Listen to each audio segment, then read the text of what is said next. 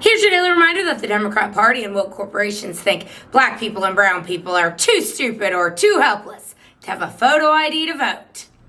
Hello once again, all my fellow patriots and you filthy leftist stalkers out there. Welcome back to my channel. My name is Angela Box. You're watching Angela's Soapbox, where I always say what you were thinking. If you're not subscribed to the channel, please consider hitting that subscribe button, liking or rumbling this video, commenting on this video, and of course, sharing this video, especially with your filthy leftist friends, because they truly hate my guts, and for me, that's a badge of honor. All right, guys, this is a very...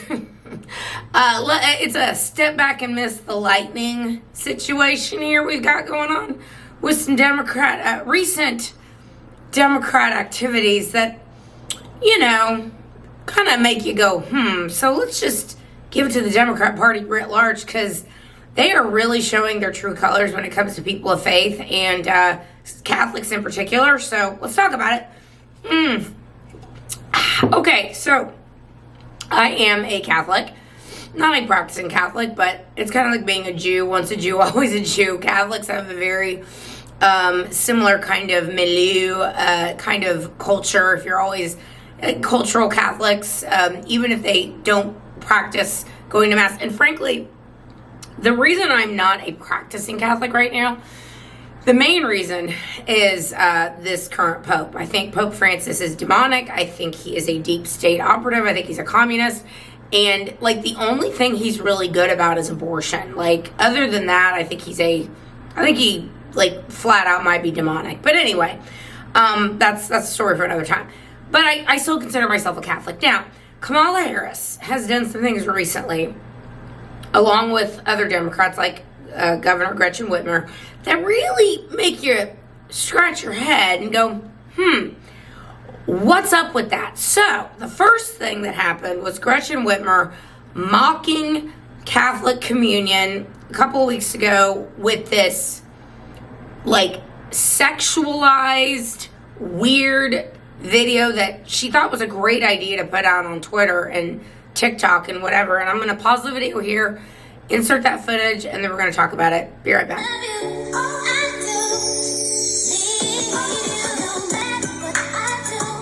The way that Whitmer looked at the camera, like allowing Satan to inhabit her body during that was really wild.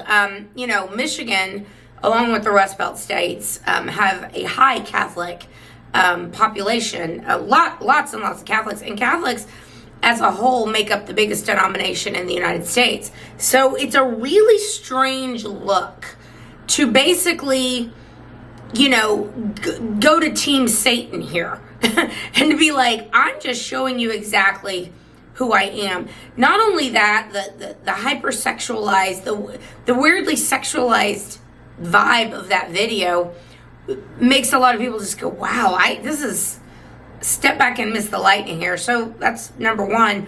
The second thing that happened was last week at one of Kamala's rallies, which she busts people in for, someone in there, I guess, either not a plant, but maybe a closet Trump supporter, when she was, yelling about something, I don't know, threat to democracy or something like that. Or maybe it was about abortion rights. I can't remember. But someone in the audience yelled out, "Jesus is Lord." Okay?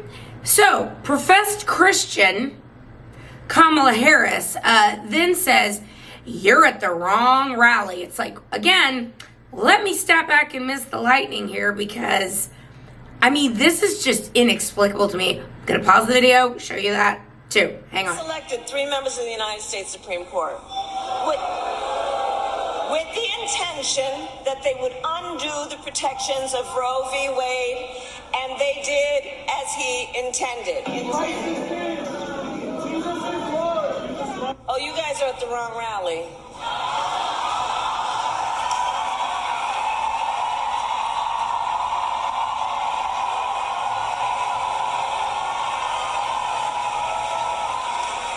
No, I think you meant to go to the smaller one down the street. When Kamala Harris is basically saying, you're at the wrong rally, what does that say to you? It says that people who are pro-life are not welcome to the Democrat Party. Now, we know that. There have been several pro-life Democrats that have basically made this very clear, saying, I was basically told I am not welcome in the Democrat Party. I think Bob Casey who's the incumbent running in Pennsylvania, is a pro-life Democrat. But again, this guy is not allowing Kamala Harris to run with him, not allowing Kamala Harris to be anywhere near his rallies or his campaign stops. And Dave McCormick, who I don't know if he's a Catholic or not, but he's gaining ground on him. And, if Pennsylvania goes for Trump by 3 points, I think there's a very good chance that Bob Casey loses his seat. And so him not running with Kamala Harris is a calculated move. But it's like this lady is so beholden to the abortion industry, so beholden to Planned Parenthood, who, admittedly sells aborted baby parts. That's one of the ways they make money.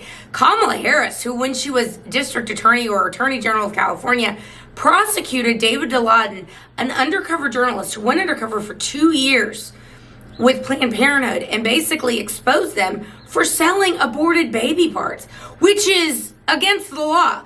And she didn't prosecute Planned Parenthood. She made it her mission to persecute and prosecute this pro-life journalist who was exposing what Planned Parenthood was doing, throwing him into jail for exposing what Planned Parenthood was doing. Again, not the company that is selling aborted baby parts and is like, yeah, a leg will go for X amount, a liver. Oh, and the later term the baby is, the more valuable their parts are. So it's really, again, let me step back and miss the lightning here. It's demonic.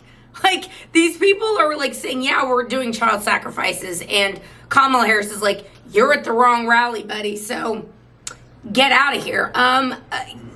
They think, what's wild too, is that they think that this is going to change hearts and minds here.